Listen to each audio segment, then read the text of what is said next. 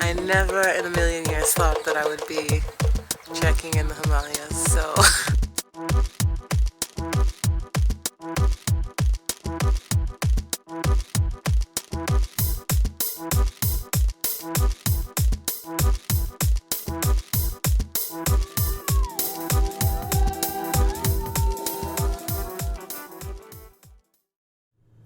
They say life is what you make it, right? If anyone had told me that life would be so hard not being a gay black woman from the south side of Tallahassee, Florida, I never would have imagined in my 30 years it'd be this much adventure. I mean, as a young dreamer and lover of music, art, and basketball, you think maybe I stood out in some way or did something amazing within school. Now, I was pretty introverted, shy, and somewhat weird to most. I was bullied most of my childhood, and though I was tough, a lot of those years shaped tons of insecurities within me. If I'm honest, in some areas of my life, I played a part I wasn't just to fit in or to feel more accepted. After choosing not to continue my life dedicated to basketball and shifting into my music, visual media, and youth art education, I knew the American lifestyle I needed a change from. I had been homeless for 7 months in Atlanta, Georgia after moving there to pursue my music at 17 with a group that included 2 of my lifelong best friends. We ended up landing a great deal, but at the time just wasn't where we all needed to be together to do it.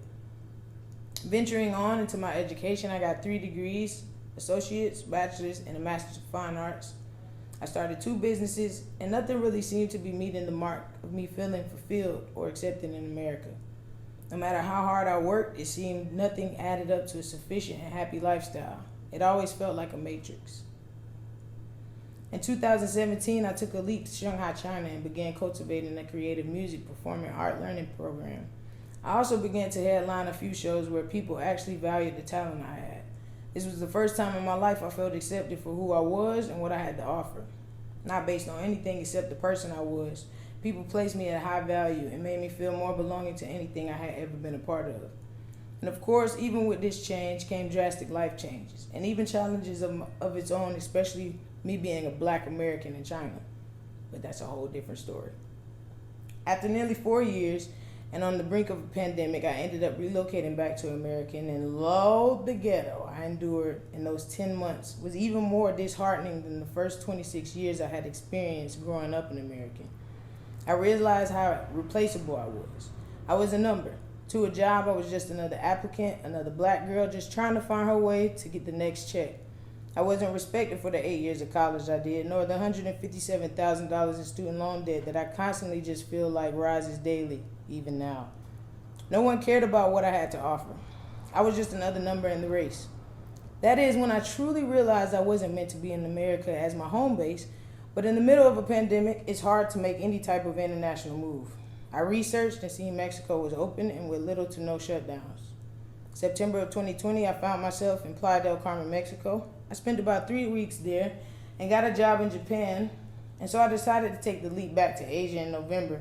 But by December, I knew Omiyazaki, Japan just didn't allow the freedom I needed as a creative and as an instructor. I ended up right back in Playa del Carmen with the heartbreak through love and career. I literally felt like I was at the bottom of a barrel, nowhere to go and no one to turn to. And in the midst of all the darkness, it almost is as if Mexico's roots fuel me to pick myself up and dig to reach deep to my highest self. Spiritually, emotionally, and mentally, I've been changed here. I've been blessed with some of the most life-changing experiences here and the most growth.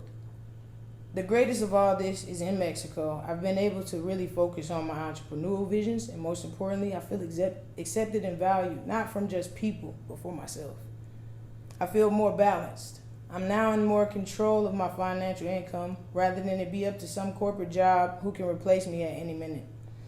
I've been humbled by this experience, even in the face of heartbreaking adversity.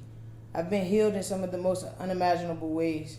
I know now when I'm seen, I'm understood, and I'm remembered.